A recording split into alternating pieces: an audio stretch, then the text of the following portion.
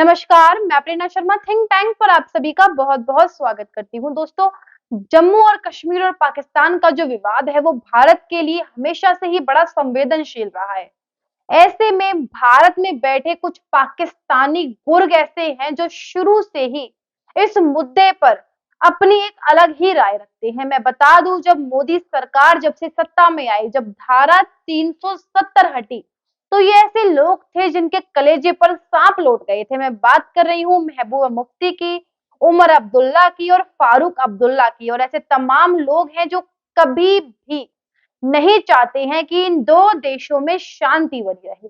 अब ऐसे में काफी सारे ऐसे विदेशी देश हैं जो तरह-तरह के समय-समय पर बयान देते रहते हैं जम्मू कश्मीर विवाद के ऊपर। ऐसे में जर्मनी की विदेश मंत्री जो हैं एनालिना बोरबेक, भारत से नाराजगी जताई जाने के बाद उन्होंने अपना रुख बदल लिया है इस पूरे मामले में।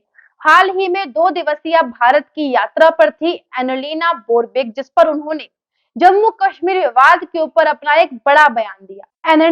एनालिना बोरबेक ने कहा कि ये द्विपक्षीय मामला है, इसमें दोनों ही पक्षों को संवेदनशीलता से काम लेना होगा। आपको बता दें, अक्टूबर के महीने में पाकिस्तान के विदेश मंत्री के साथ एनालिना बोरबेक ने मुलाकात की थी जर्मनी में, जहां पर संयुक्त राष्ट्र के सामने उन्होंने एक रिपोर्ट पेश की थी, जिसमें उन्होंने बोला था कि सिर्फ एक ही मुद्दा नहीं है जिसमें हमें शांति बरकरार रखनी है। हम चाहते हैं कि पूरे देश में जहां द्विपक्षीय कोई मामले हैं, जहां पर शांति नहीं बनी हुई है, वहां पर हम सभी को शांति रखनी होगी। उन्होंने एग्जाम्पल दिया यूरोप का, जहां पर रूस और यूक्रेन का युद्ध चल रहा है। ऐसे ही उन्होंने भारत और पाकिस्तान के लिए भी कहा कि हमें शांति बनाए रखनी होगी।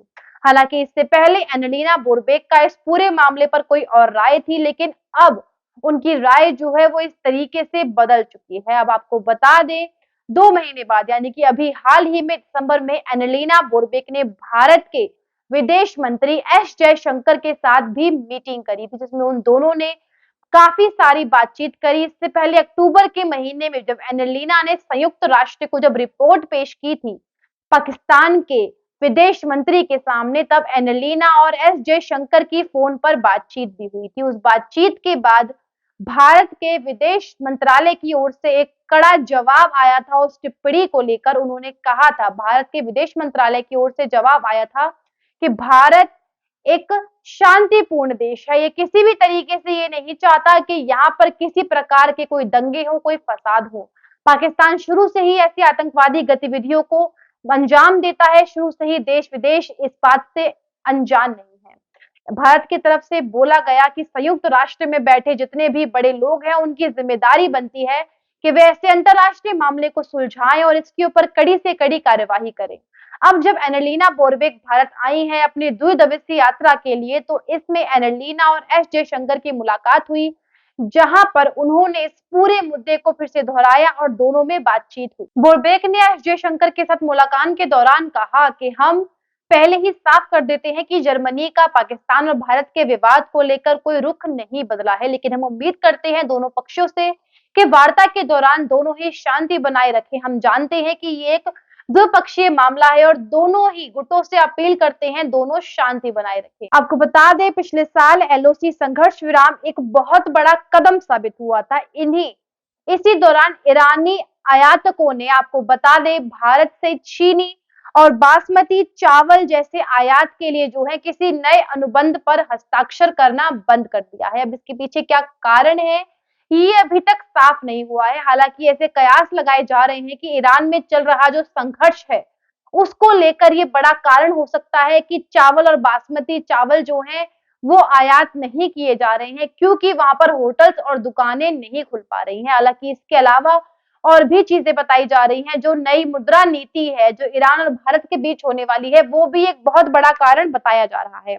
हालांकि आपको बता दें, भारतीय निर्यात मानते हैं कि इसका कारण ईरान में चल रहा प्रदर्शन है, जो जोर शोर से वहां पर चल रहा है। अभी तक ये साफ नहीं हुआ है कि ऐसा क्यों हो रहा है। हालांकि किसी भी नए अनुबंध पर हस्ताक्षर करने से मना कर दिया गया है ईरान की ओर से। मीडिया रिपोर्ट्स की माने तो भारत हर साल 3.5 करोड़ किलोग्राम चाय और 15.5 लाख किलो चावल जो है आयात करता था ईरान से। अब ये क्यों थम गया है, ये कहना थोड़ा मुश्किल है।